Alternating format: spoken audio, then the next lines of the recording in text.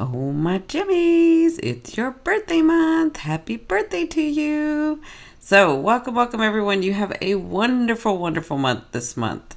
Um, and into next month. And I would say probably into the next 3 months, you're going to have a wonderful month coming up.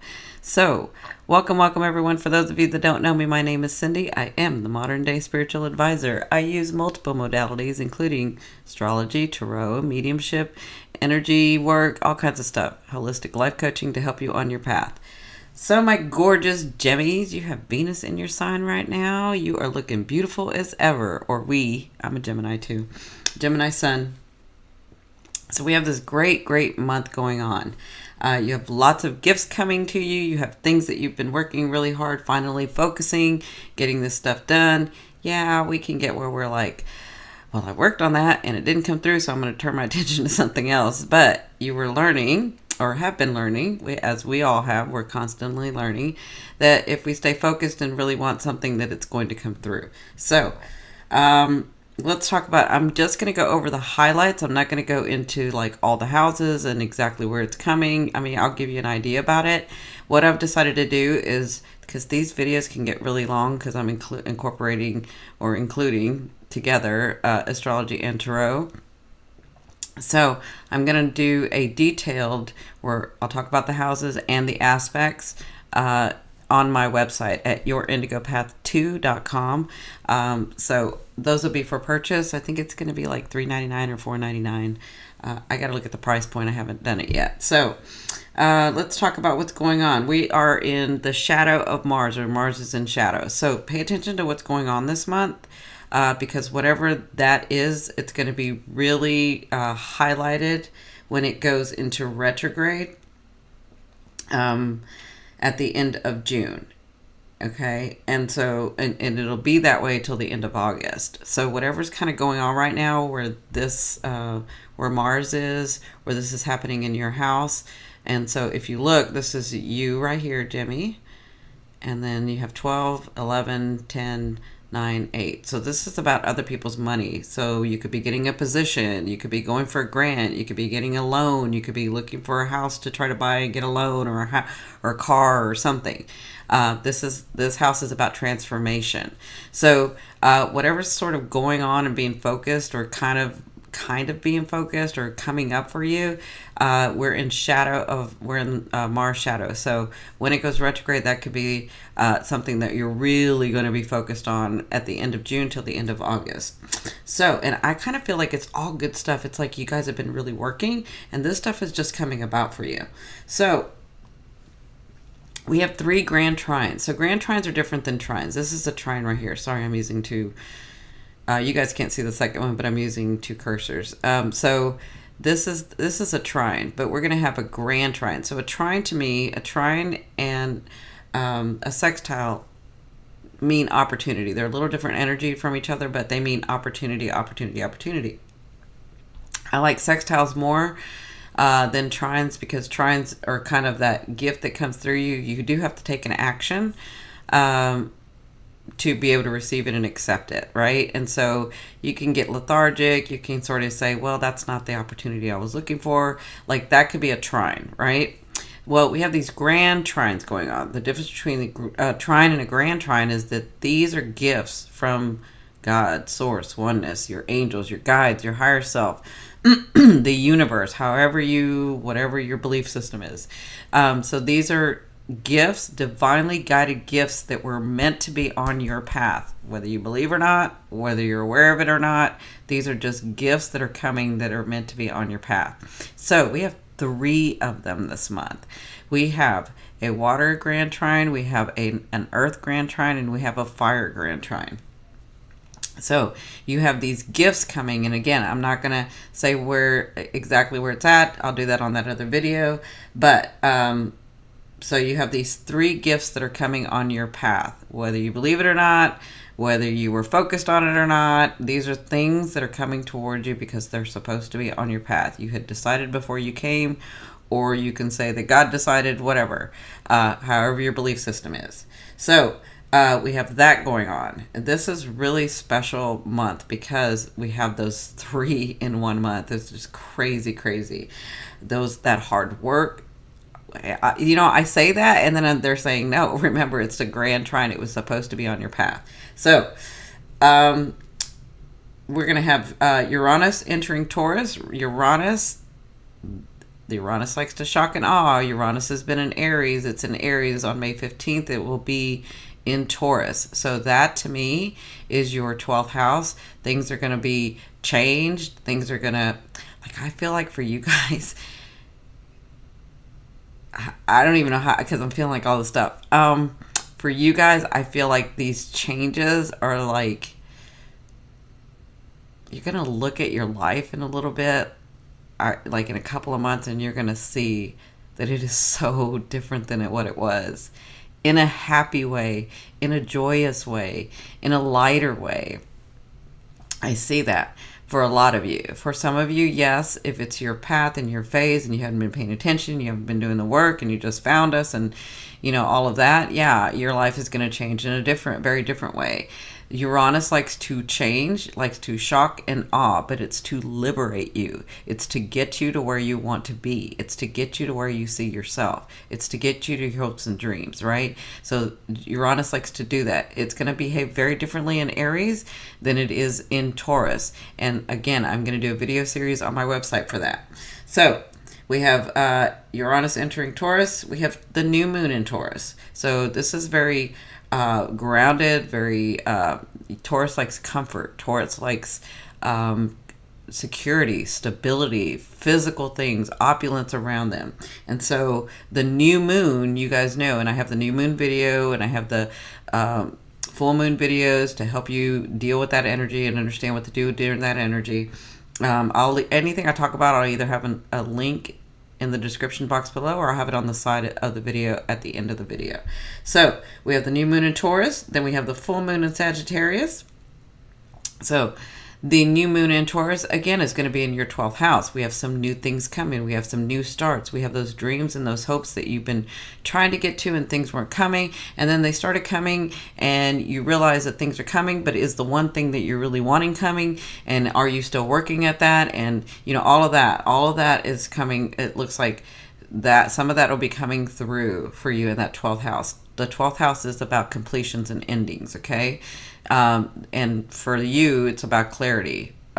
So then we have that full moon in Sagittarius, which is going to be in your 7th house. So I think that's right. 1, 2, 3, 4, 5, 6, 7. Yep. So that full moon in Sagittarius means completions. Full moons are about completions, endings. New moons are about destiny and fated stuff. Full moons are about letting go, releasing what no longer serves you. That's the main thing about full moons, is understanding where you're at, understanding where you're not anymore, and then releasing those energies so that you can have room for your abundance. So that's going to be happening in your 7th house. Some of you may be ending some relationships. Some of you may be ending a phase in a relationship and moving to a new phase in a relationship, right? Some of you may be finally letting go of that older relationship that you had. And I'm talking about relationship with money, romantic relationship with family, relationship with friend. We have relationships with everything, right? So the 7th house is about boundaries. So we've got that going on. Then we have Venus entering Cancer. So let me go... So let me talk about the 13th. So I'm going to move my calendar here. Hold on just a second. I apologize for the wait. Okay. So on the 13th, Mercury's going to enter Taurus. So if you see, here's Mercury. It's entering Taurus. Not only that, though, but it's like right on top of Uranus. So Uranus and Mercury are talking, they're speaking. Mercury likes to process. Mercury has messages. Mercury and Uranus are speaking in harmony. They're having a good conversation about how to get you what you want. The moon is in there. So we've got the moon, emotional connection to what's going on, the way that you react or act with people, with things, with situations, with relationships. That's the moon. And so we have that. on the 13th. So you could be, something could happen and you could get very, very clear about what's going on. And I'm not talking about something new. I'm saying with Mercury there, he's bringing a message to Uranus. And this is to get you to a comfortable, safer, better place in your life. So these are things that you've talked about. These are things that you've worked on. These are things that you've been trying to get to. So I feel like some sort of clarity, some sort of process, and that doesn't just mean mentally. I feel like with it in Taurus, it's going to feel like it's going to be physical. So something could change in your life. All right. So that's on the 13th. Then on the 15th, let's look at the 15th. Sorry. I have to like change screens here. So on the 15th, we have Mercury again conjunct Uranus. That's like the big thing. So, energies don't stop and start. They sort of flow. So if it doesn't happen on the 13th, I feel like something is going to happen between the 13th and like the 16th, right? Where they're still speaking. They're still trying to get this through. This is when Uranus, because on the 13th, he's still in Aries. So he's behaving very differently. But when he moves into Taurus, it's about security. It's about comfort. It's about opulence. It's about physicalness. It's about grounding stability, right? And so when he's speaking to Mercury entering in Taurus, they're trying to get you to that place of those things because they have to behave.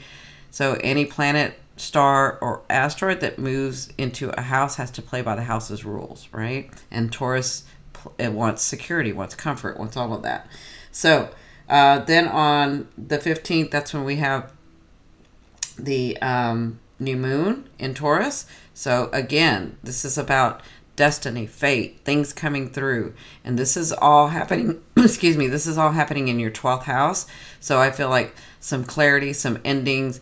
Maybe an old friend comes to you and says something where, you kind of ended on a bad situation, but they come to you and say, it was my fault, or I did this and you didn't realize that I did this. And so, that could be happening. Whatever this is whatever this is, it's some sort of completion for you to be able to move forward on your path. Okay. Again, I don't want to go into too many details. So on the 16th, we have Mars is up here squaring Uranus, right? I'm sorry. Also, on the 15th is when we have our first grand trine too. So the grand trine, something big is coming on the 5th, from the 13th through the 16th, I'm telling you. So we have that first grand trine. It's an earth grand trine. It has to do with what I was talking about with Taurus.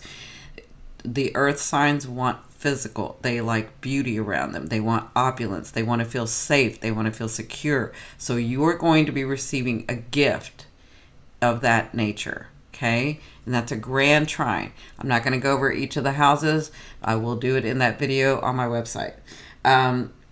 So on the 16th, this is when Uranus and Mars are squaring. And so with Uranus and Mars squaring, that's sort of a tough aspect. That's sort of, they're both trying to get you to the same place, but they're not cooperating with one another because they really can't hear each other. Or for many reasons, either both of them are speaking and they're not listening, or both of them are trying to lead the situation and think they can do better. Whatever this is a square for you. So these two houses are going to be interrupted with the square. So there could be this sort of back and forth pull about how to do something. So this is, again, in your 12th house. And this is in your 8th house, right? So 12, 11, 10, 9, 8. Yeah, so in your 8th house.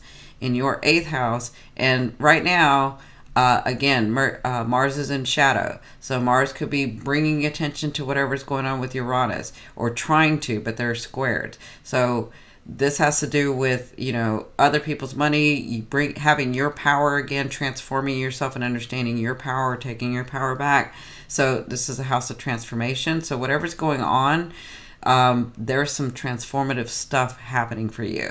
again, I feel like this month you're going to be receiving a lot of the work that you had already done. You're going to actually be receiving it, whether it's a new position, a new job, you're moving to a different place, you're starting a new relationship, you haven't started a new relationship and wanting to start a new relationship, you're having more money, whatever this is, that's going to be highlighted and brought forth to you.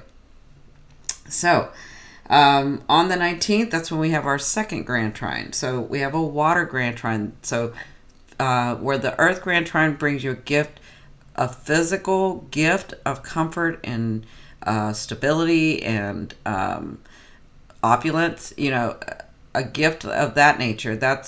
It's going to have you feel that way or see that. So a water grand trine is a gift, a guided divinely gift being brought to you that emotionally fulfills you. Okay. Now, it depends on where your houses are and what's going on. And again, I'll describe that in the video on my website. So this is a water grand trine that's going to bring you emotional fulfillment, happiness, joy, maybe relief for some of you. So whatever this is, it's a gift. All right. So that's going to be happening on the 19th. And also, that's when Venus leaves your sign, Gemini, and moves into Cancer. So Venus is the planet of luck, love, and money, right? That's moving into your second house of finances, of supporting who you are. So because the second house supports your identity. So you could be receiving... Like maybe here you asked for a raise and you've been working on a raise and they're sort of telling you that. And then, you guys are working on it and maybe the paperwork's coming through or maybe, whatever. And then when Venus moves in here, maybe you actually get the money or get the position or get, something. So this has to do with your finances. This has to do, and Venus wanting to bring love, luck, and money to you. Can bring all three of those. It kind of depends on where you're at, what your phase is. So that'll be happening on the 19th. So on the 20th, the sun enters Gemini. Let me move this to the 20th, sorry. So on the 20th, the sun enters Gemini. So with the sun entering Gemini on the 20th, there's clarity. The sun wants to bring clarity, your ego in balance. It wants to clear some things up for you in your identity. So I feel like where you have felt lost, where you have felt like I'm trying to do these things, I'm not feeling some of them, I'm feeling others are coming. I'm tired of working so hard. I'm tired of doing this. I'm tired of people treating me that way. Like whatever this is that you can't seem to get clear on, whether it's because it hasn't shown up, or whether it's because you've tried it one way and then tried it another and it just isn't clearing up too much. Whatever that is, because this is your first house, it has to do with you, your placement in this world. Who are you? What are you about? What do you want? Why did you come here? What did you come here to do? Why do you feel like that? Right? All of that, when the sun enters your sign, it's going to give you clarity. It's going to brighten your day. It's going to brighten your month. It's going to brighten your house. It's going to be clear about the things that you're wanting and needing, and maybe things are going to be coming through. Again, I think this has to do with your second house, where your finances are finally coming through, your love is finally coming through, your luck is finally back, right? Because Gemmies are really lucky. You're born lucky. So on the 25th, so congratulations again. I will explain that more in my other video. On the 25th, we have Jupiter. So on the 25th, we have Jupiter trining Neptune. So there's Jupiter. Jupiter is in your 6th house of daily activities. Neptune is in your, let's see, that's your 12th, 10th, that's your 10th house. So that has to do with your career, your stature, your career, your life purpose, your reputation, right? And so there's a trine going on there. So even though you had the grand trine, you still have this something being brought to your daily routine and your health and well-being, right? And so there's an opportunity there. It's not a grand trine because you had the grand trine, but there's an opportunity there to make that into your daily life, to make your health better, to make you better, right? So, but you have to take an action. You have to make the decision and take an action to be able to receive this. Remember, Neptune wants to sort of dissolve all boundaries, right? Jupiter is the guru, is the teacher. Jupiter wants to expand this house of daily activity. Expand your health, expand your house, expand your routine, expand, like if that means more money, more responsibility, more any of that, then that's what Jupiter's wanting to do. Well, they're trying, so they're both giving you an opportunity to bring that forth from your career and your life purpose into your daily activity. So it could be a position that you're getting. It could be money that you're receiving. It could be you taking better care of yourself and actually having the time to do that, as well as working and your relationships, right? So that'll be going on the 25th. So the 29th is the last grand trine and the big day. The 29th has the full moon in Sagittarius. Again, that is in your 7th house. So there is some completion. There is some letting go. There is something happening in the 7th house. The 7th house is the house of boundaries. 7th house is the house of relationships. How we want to be loved and how we love. That's where we figure that out. We won't know it until that person, thing, or place comes to us. And then we say, oh, we want this, but we don't want it this way. We want to be, treated this way. We want to treat people this way. We want to explore more. We don't want to do this, right? This is how you learn that in that 7th house. So this full moon is about completions. It's about understanding. It's about letting go. But then that's our 3rd grand trine. So you are going to be receiving a gift, a divinely guided gift about your passion. This is something that fills your passion. This is something that fills your heart. This is something that fills your drive. That it's something that it's hard to do timelines, because when you get the grand trine, it's like this was already on your path, but was your heart desiring it because it was already on your path? I mean, did you start desiring it first, or did you realize that this was already going to be on your path, and so your heart went that way, right? So it's kind of hard to do the timing here, but if you think a little bit bigger and think outside of timelines, this has to do with something that you're going to be passionate about, that you're going to be fulfilled in, okay? So the full moon, the grand trine for this is the moon in Sagittarius, Chiron in Aries, and the North Node in Leo. So those 3 planets and those 3 houses are going to be having to do with this grand trine. Again, I don't want to go too far into it. I just want to explain a little bit of it. I will do that on my other video on my website. So, my gorgeous Jimmies, you can't go wrong right now. You just can't. Right now you have Venus in your sign. You've got the sun coming in. You've got Uranus making changes. You got your 2nd house about to be lit up for your finances. You got your 10th house. You got your 10th house where you've been working hard. You got your 11th house that's going to expand. So you got some changes going on there.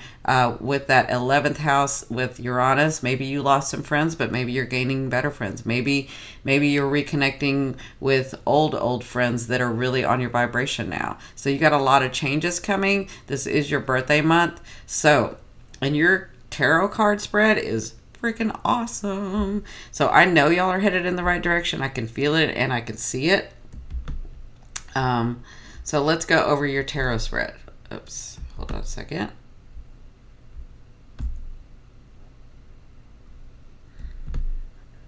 All right, my Jimmies, look at those cards. Look at that. So, let me pick up the mic. Sorry about that. All right, so this is your first position. Let me move that cursor out of the way. So this is your first position. This is you in the month of May right now. I'll bring it over here so you guys can see it better. You have the 3 of coins. So this is the interesting thing with the 3 of coins. You see him working diligently on something, right? But if you notice, he's really looking at the detail. He's really working on exactly how he wants it. He's really, if you look at, what he's got here, he's measured it out, he's thought it out, and now he's applying it, but he's working diligently at it. And you see all this stuff here is what he's trying to make. This is just the very detailed of what he wants to get to, right? And so what often happens with the Three of Coins is that we work so diligently at something, making mistakes, understanding that we're going to make mistakes, but then we get up and we try again in a different way. We adjust. Gemmies are good at that. Being a mutable sign, you can adjust, you can see all sides. You're very good at that, and you've been doing that. You've been using your gifts to get you to where you want to go, and that is freaking awesome. So, but what often happens is that we forget that in this, what we don't realize, and we come to realize, is that as we're working diligently, as we're doing the failures, as we're readjusting, as we're getting up, and as we're continuing to focus, you become the master. You become the master. That's what happens.